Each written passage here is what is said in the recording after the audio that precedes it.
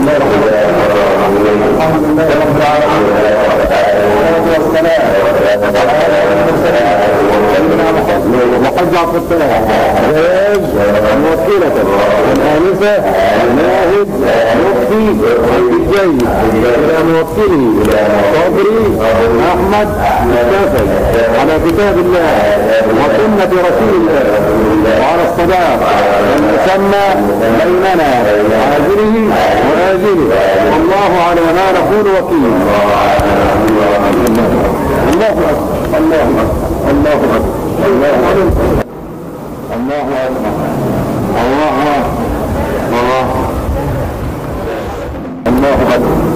الله أكبر الله أكبر الله